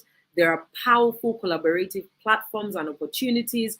There are mentors who are going to be joining us on the coaching hot seat every month. You get to ask them questions. They share about their journey, and you have the learning resources available for you. You've got a community. You will begin to receive my weekly letters, the Atrium letters every week. And I'm going to be having guest writers as well, male guest writers who would also share with you and pour their hearts out to you. At the end of every year, we'll then get to meet in this fantastic networking conference that will have you men in the room, and then the fun just never ends. Okay, so we are going to be moving on into the Men's Arcade membership, and it's going to be going live in about 2 to 3 weeks from now. You've got to look forward to that because it's going to be just a breathtaking, first of its kind type of platform that helps you continue to grow, experience transformation, connect with powerful people, and then, of course, expand on your vision, elevate into legacy leadership and authority. What we're going to do for you, even though we've come to the end of the 10 weeks and we should close out access to Men's Arcade, but I'm not going to do that. What am I king of boys for, right? So what we're going to do for you is, for all those of you who've reached me and said, DDK, I want to go back to the content again and again, and I haven't been able to cover grounds because of my work and my schedule. I'm giving you 14 whole days to still have access. From the 1st of August to the 14th of August, you will have continued access to Mentorship, and then after that, you can dive right in and join the paid membership. For those of you who are currently a part of Mentorship, you're going to be having this lifetime discounted fee for the membership, okay? And so it's going to be coming to you at a very decent pricing because you're already a member of the family. By the 14th of August, I'm also going to be giving you another big good news. Just so much in stock for you, and I can't wait to serve you in a different dimension. What I also want you to know is that when you join the membership, I'm going to be a part of your life at a different level. I'm going to show up once a month in private coaching calls with you, and I'm going to show you what I know. And I've taught several thousands of other people who have used these insights to create radical transformation in their own lives. Okay? Let me know. You've got to give me the emotions. You've got to let me know. You've got to give me the expressions. What do you feel about this? And, how are you feeling in this moment? How are you excited about the membership that is going to be opening in the next 2 to 3 weeks? We'll be in touch with you, providing you even more information on the channel by email. And we're going to have a big launch, a happy, exciting launch, right? The month of August is also a really special month for us at Immerse Coaching Company on the women only membership, because it's the month where we have the fashion awards for one of the Sunshine Girls. We had the opportunity of meeting on this side of eternity, Moradion Balogun, who is now an angel, passed on in 2019. But we have this fashion awards in her honor, and it's going live by her 30th birthday, posthumous, on Monday, 16th August 2021. So we'll share that information with you as well. And if you've got women in your community who should benefit from this extraordinary award, you can definitely get them to apply for it. Thank you, Elisha, for letting me know that you love my emails. By the way, I sent you all a recent email, and I think you should check it out because it's just inspiration on overdrive. I'm going to be bringing Shola Okodugha back. Can you celebrate him? He is just amazing, and tonight has been so extraordinary for all of us. Thank you so much, PS, for just being a breathtaking human representation of what greatness and leadership looks like. I've got a final question, and then we have maybe another 7 to 10 minutes if anyone else has questions before we start to round this up. And my final question for you today is, how do you separate Shola the brand, Shola the leader, Shola the leadership maverick, Shola the global person, and all of that from Shola the husband, Shola the lover? And the reason I'm asking is I have women say to me all the time, my husband doesn't remember to put off the capes of who he is on the outside. He's not vulnerable. He's not humble. He's not, sometimes demonstrating that kindness. He's dismissing my needs. He's, expecting me to just respect him, but he's not seeking to earn it. He's not leading me, right? And I don't know, I'm not a man, so I don't get it. For me, it's easy. It's easy. I'm not DDK when I'm with my husband.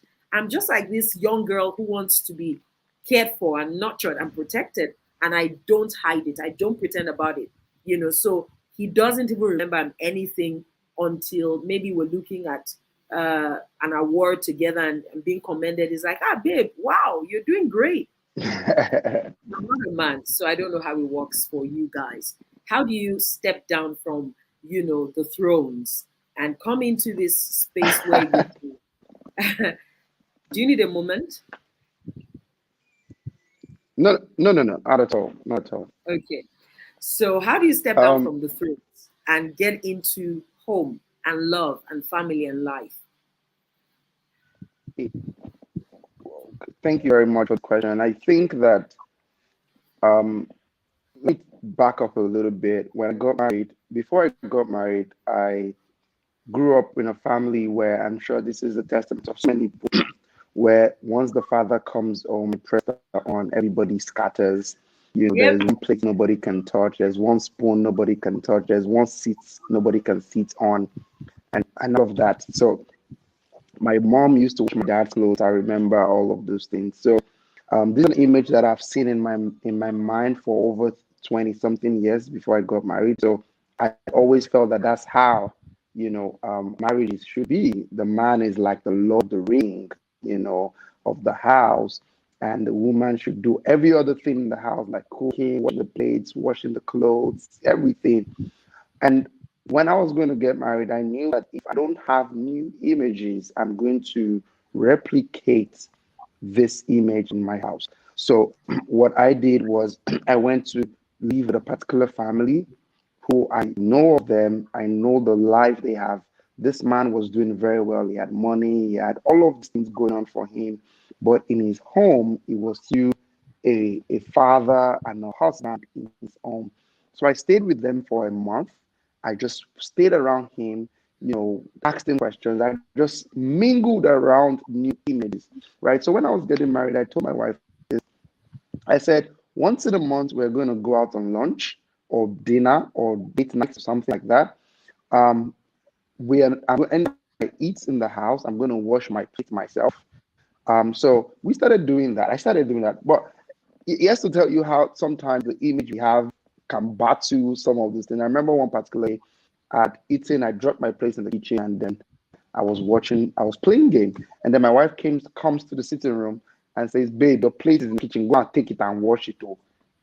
And in my mind, my head just went, how? How? Is it because I'm helping you to wash the plate? Do you know how my dad, imagine me, that's the image that we have and how they stick deep within us, sometimes until it takes several times before they can come out of us. So again, takes it back to the intentional part of things. In our house, we have 2 date nights now every month, and it has to happen. It's part of our family budget. It's part of our our savings as well, that every time we have to go. So my wife doesn't call me Pastor Shola or Shola Okodugha. She just calls me babe in the house. She shouts at me when she's upset. She's not like feeling like I'm the Lord of the. You get what I mean.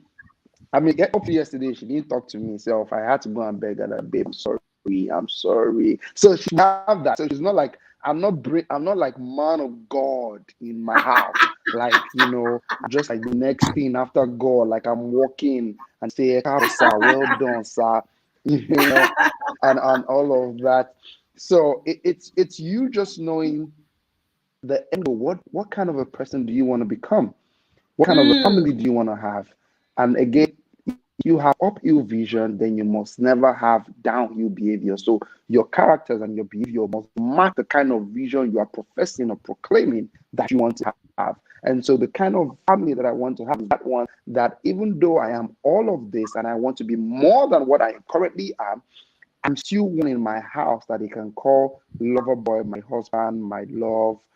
Daddy is back. I can sit with them. We can gist. We can have fun. We can play. She can express her grievance, her anger, pain, whatever. We can talk.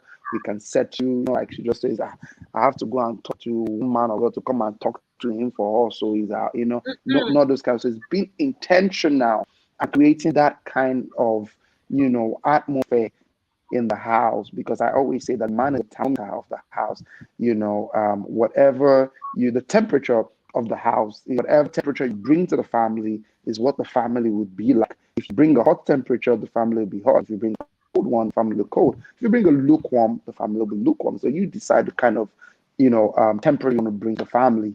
And I'm always very intentional about that. So I think that every man just needs to be a little bit more intentional.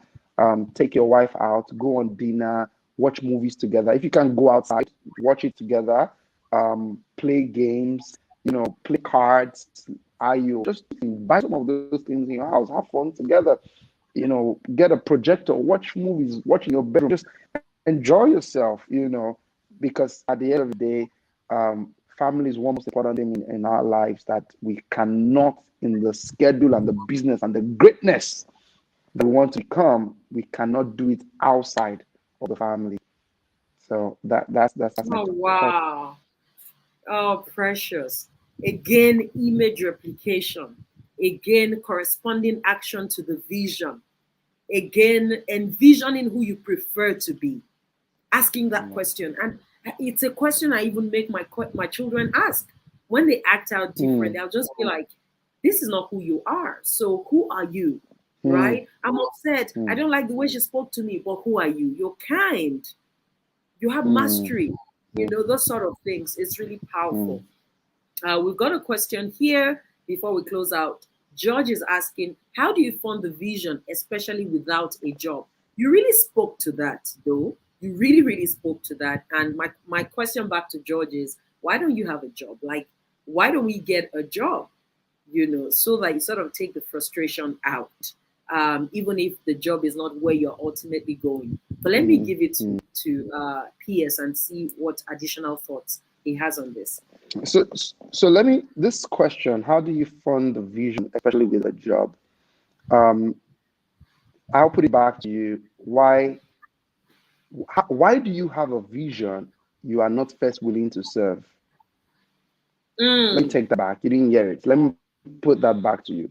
Why do you have a vision? You're asking me, how do you fund the vision, especially without a job? And I'm asking you, why do you have a vision you are not yet ready to serve? Your vision never kicks off until you are ready to serve another person. So you have a job. Your job is service. You need to first go and serve somebody. We live in a generation where men are not willing to serve. Men are not teachable sometimes. So we need to serve. Go and serve another person. And from service is not where you are going to get your job. While you are serving, that's your job. Because job is not only what you get paid for, job is what you ought to be doing according to the timing of what you are supposed to be doing at this time. That's a job for you, right? So you have a job. If you can get somewhere to serve, they might be paying you the monetary funds, because even people who currently have a job and they are paying 500,000 and it's not even enough to meet financial needs. They have a job, but it's not meeting their needs. The same way, you who have a service, a place where you are serving and they are not paying you, you actually have a job too. It's just that it's not meeting your financial need. The same way the guy has 500,000, but he's not meeting financial need. So everybody has a job the moment they can identify a place to serve. So first and foremost, go and serve, then you will be able to fund your vision. Because some of the things you are calling funding, some of us think funding is money. It's money. Funding of a vision is not money. Funding of a vision sometimes is human resources. Funding of a vision sometimes is people that walk you the path. Funding of a vision sometimes is a book that somebody gives you to read. Yes. So it's a vision, not money. Money is the last of the kedar of a vision. Nah, it's not money. So let's serve first. Thank you, PS. Look at what Kwalumi said. He said, thank you, DDK and PS. Please tell me where you people are getting all this wisdom from. that is something. Wisdom comes from God. And, the moment you keenly observe as well. There's a final question for tonight. Elijah says, sir, when does preparation become stagnation? And he said, what is your daily routine, sir? This question is deep, though. When does preparation become stagnation? I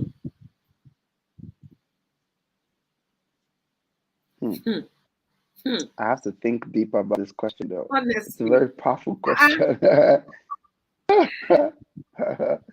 Okay, I think, and maybe DDK might speak to this as well. I think that preparation is not an event.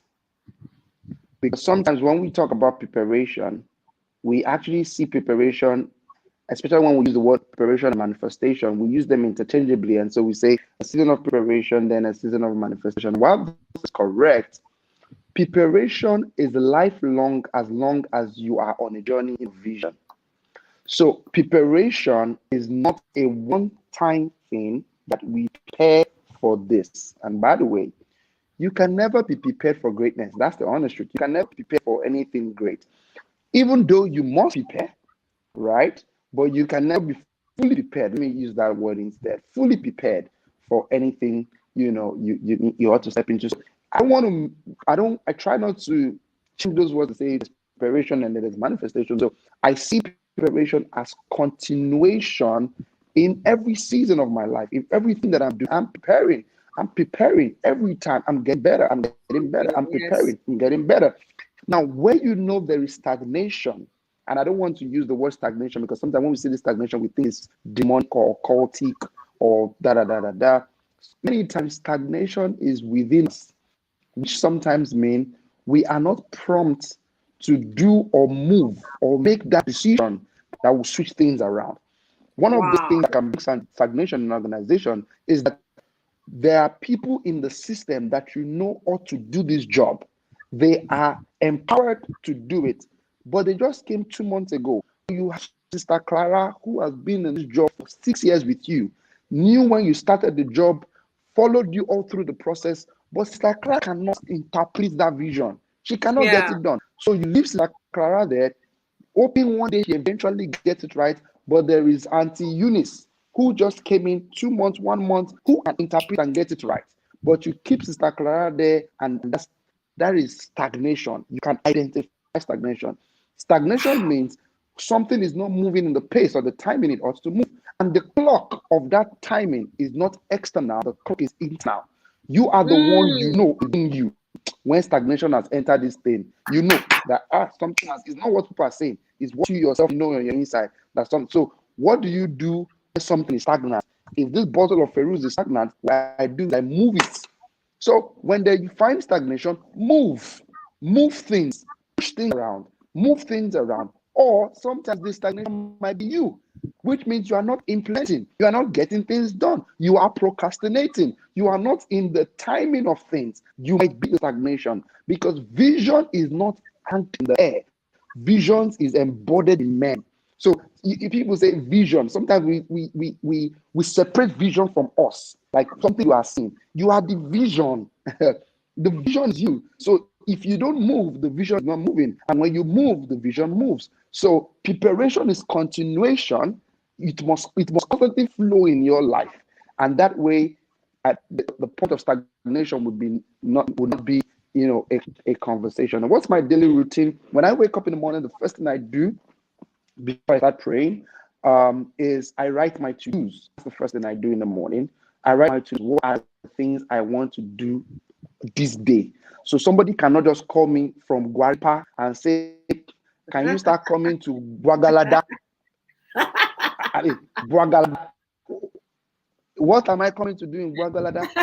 Is you are not in my to-dos. So my priority are those things I've written down in my to-dos. Now, if I finish everything in my to-dos by 1 p.m., then my day is over. That's when I can sit down and watch movies or play games and call people and play around and help people waste time that have no to-dos, waste their time for them. And they're okay because they have no to-dos. They would gist with me, play along with me. I can waste your time because you have no to-dos, right? So I have to-dos. I put that down, I take it out, and then the next thing I do is I pray. And when I pray, I get to work on the timing I need to get to work, and I start working hard and make my clients happy so that they can pay me my money. So those are the things I do in my daily routine. Wow. Well done. Thank you. Wow. Yeah. You're a true blessing. I can't put it in words because what I also love is the simplicity. You have an application bias. So you speak with an intention not to impress, but for people to get it and go and do. It's precious to me. And this has been just such an extraordinary evening with you. Thank you so much. Same here. I had a great time. I did too. Had a great time. Thank you. Thank you. Thank you very much. Okay. Thank you, guys. And that is it from my side. I'm going to release PS now and hand you back to Phil as we close out. Thank you so much, PS. God bless you, and I'll talk to you. Thank you, everyone. Thank you so much.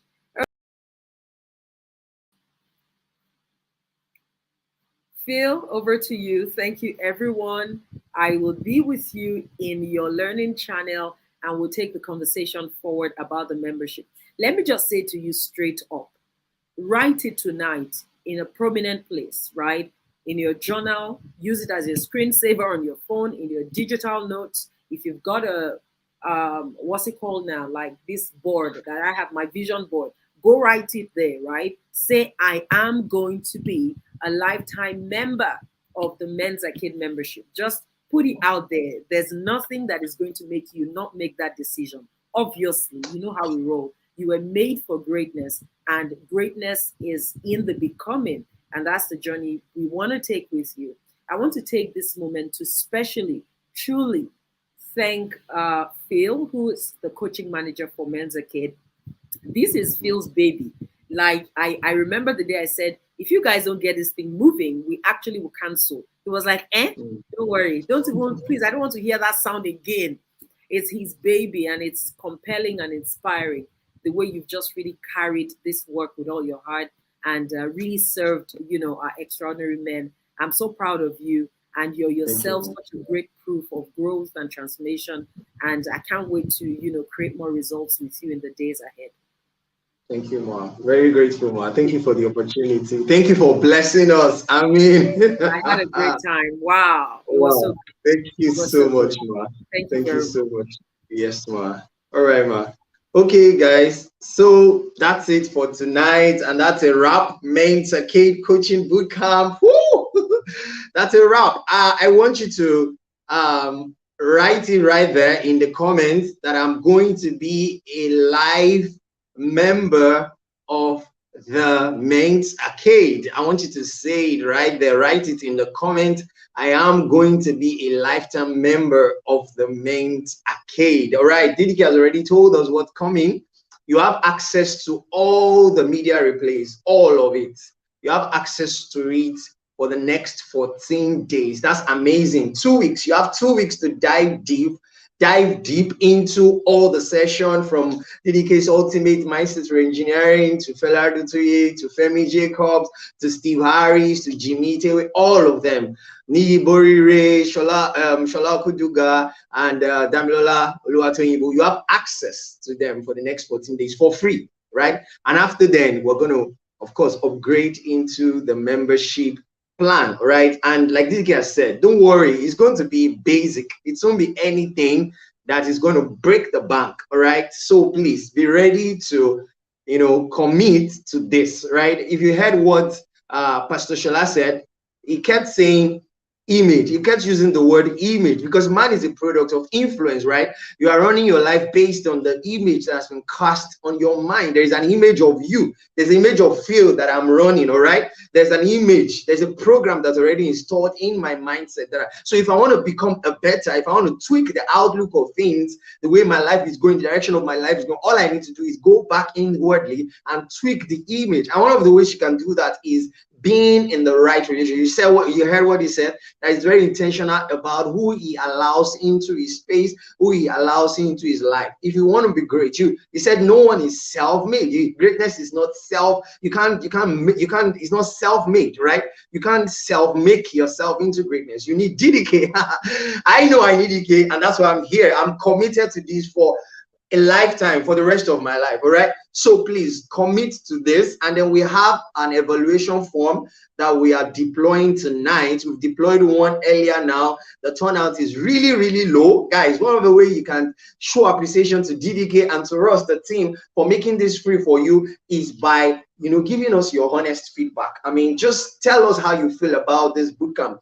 And right now the link is right there in the comment section. Please fill this assessment, this evaluation, and let us know what you think about the Men's Arcade Coaching Bootcamp. Has it been worth it? Really, guys, has it been worth it? Before you go tonight, I need you to tell me that it has really been worth it. I mean, have you been thoroughly blessed? As your life shifted? Has something changed about you? Do you have an awareness of who God has really made you to be? I mean, do you have a better understanding of life right now? See the answer Piers gave about vision and prosperity and all of that. I mean, are you in a better place with life right now? If you really are, then I want you to be grateful to God and be grateful to DDK and then commit. Right. Thank you, Sioni Studios. I see your comments. You say it's been worth it. Thank you so much. If it's been worth it, then we need you on board.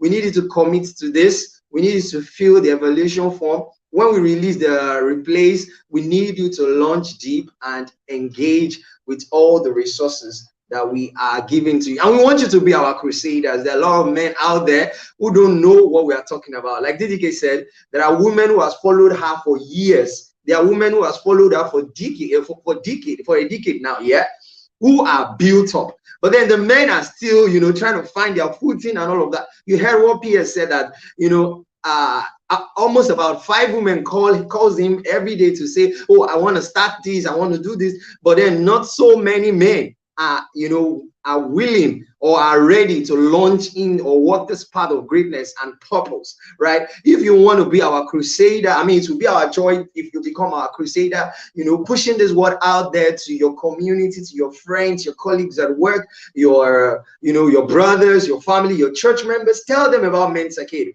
and let them know that something extraordinary is coming. So guys, watch out. This August, we're launching fully into our paid membership program, and then you have said you are going to be a life partner. So I'll be looking forward to you. I'll be looking forward to seeing you, receiving you, and having you. My name is Femi Alade. You can call me Phil. I love to be called Phil, right? I will see you again. All right, guys, it's hard to say goodbye, but next Saturday you're not going to be seeing my face. Of course, you can see my face if you want to watch, if you catch up with the replay. All right, so it's going to be oh, Samuel just says he's almost in tears. Yeah, I am almost too.